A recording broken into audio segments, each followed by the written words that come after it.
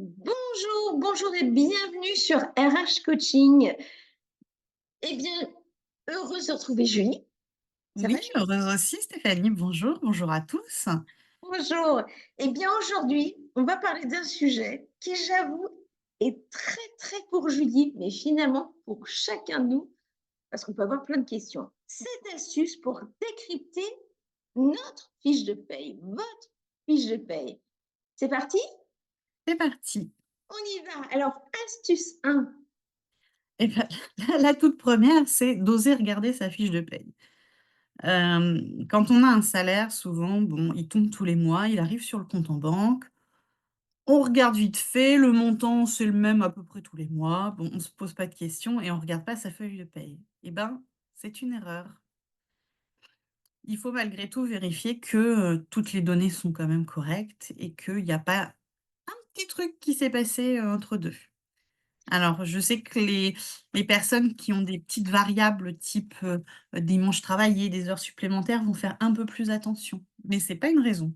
Voilà. Voilà, bien regarder. Alors, vous savez quoi? Je vous propose, j'allais poser des questions à Julie et puis elle va nous répondre étape par étape. On y va. Alors, l'astuce 2. Mais qu'est-ce qui se passe dans cette partie supérieure de la fiche de paye? Tu peux me dire, Julie? Oui. Alors la partie supérieure, ça va être tout ce qui est coordonnées. La co les coordonnées de l'entreprise, vos coordonnées, donc c'est le moment de regarder si vous n'avez pas changé d'adresse, parce que l'adresse qui est sur votre feuille de paye, c'est l'adresse de référence. Donc celle sur laquelle on peut vous contrôler en cas d'arrêt maladie, Faut dire un et petit que votre coup. ouais et que votre patron fait, une demande de contrôle. Mais voilà, c'est celle qui va être la référence pour vous envoyer des courriers importants, des choses comme ça. Donc attention à ce qu'elle soit correcte et si elle ne l'est pas, si c'est une vieille adresse, n'hésitez pas à faire demander à ce que ça soit changé. Hein, à Et savoir. puis dans cette partie-là, on a souvent votre RIB. Donc ça, généralement, on oublie un petit peu moins de le faire changer. Et puis, on va avoir tout ce qui concerne votre emploi. Donc, le titre de votre emploi, les grades, les niveaux, les coef, ça dépend de votre convention et de comment la rémunération fonctionne, mais voilà. Et puis, vous avez, l'ancienneté. Donc, vous savez depuis quand vous êtes rentré dans l'entreprise et si, vous avez changé d'entreprise, mais qu'ils ont repris votre ancienneté, du coup, vous le verrez, aussi à ce moment-là. Exactement. Merci, Julie. Maintenant, on va passer à l'astuce 3. La première partie, là aussi, je peux retrouver mon salaire brut, la base, enfin Oui. tous ces taux Alors et tout ça. donc juste en dessous, donc vous allez avoir souvent c'est en forme de tableau, vous allez avoir donc votre salaire de base. C'est généralement celui, avec lequel vous avez signé votre contrat de travail. Alors sauf si ça fait longtemps que vous êtes dans l'entreprise et que vous avez été augmenté entre-temps, hein, mais donc c'est là que vous allez trouver donc ça c'est ce qu'on appelle le taux du salaire de base. Vous allez aussi voir le nombre d'heures, vos heures, supplémentaires si vous en faites, les primes de dimanche, de jours fériés, des primes exceptionnelles, enfin voilà. Toutes ces petites choses-là qui vont rentrer dans le calcul de votre paye, ça se trouve à cet endroit-là. Et alors j'ai souvent la question: «Pourquoi 151 heures,67?» Eh, et ben, c'est un calcul en fait comme vous êtes annualisé, donc vous êtes à temps plein sur une année. En fait, c'est 35 heures fois les 52 semaines de l'année qu'on redivise par 12 pour faire les 12 mois et c'est pour ça que Donc, votre salaire ne fluctue pas d'un mois sur l'autre, puisqu'on ne vous paye pas au nombre de jours travaillés, mais vraiment sur un global sur l'année.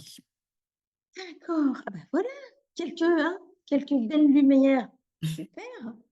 Et bien alors du coup, on passe à l'astuce 4. Ça te dit? Oui. On y retrouve où les charges sociales?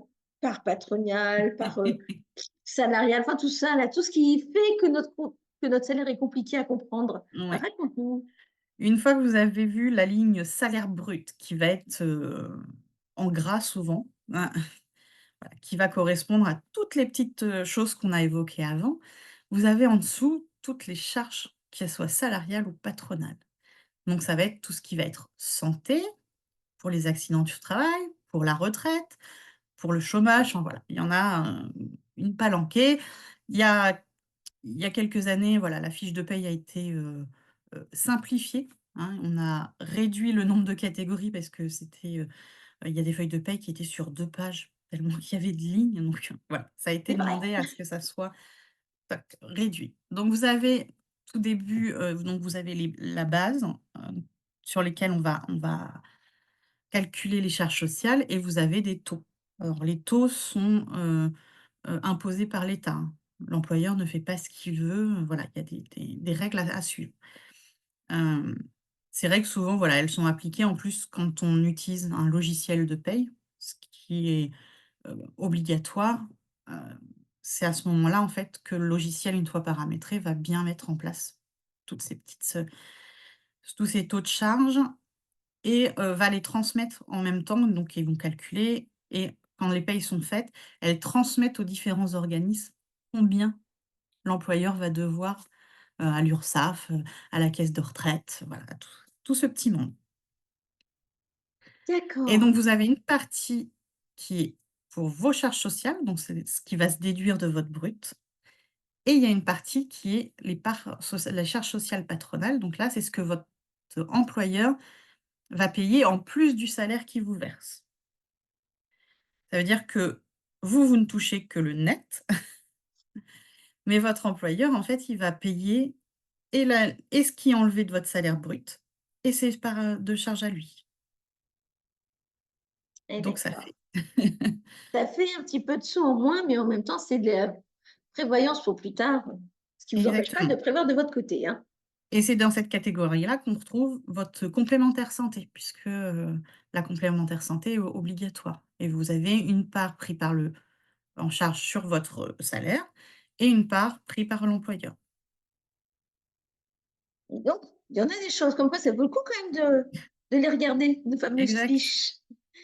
Eh bien, astuce 5. Alors, j'avoue que salaire net, salaire avant impôt, après impôt, salaire brut, raconte-nous. Et ça se Ouais. trouve où surtout? Donc le salaire brut, c'est la base. Ensuite, on déduit les charges sociales et ensuite vous avez alors une nouveauté qui est arrivée il y a pas longtemps, le montant net social qui lui va vous permettre c'est le montant qu'il faut déclarer par exemple pour une prime à l'emploi, auprès de la CAF, voilà. Ensuite, vous avez une grande ligne assez grosse souvent qui met net à payer avant impôt sur le revenu. Donc ça, c'est une fois qu'on a en effet tout déduit. Et on parle après du prélèvement à la source, le PAS, le PAS.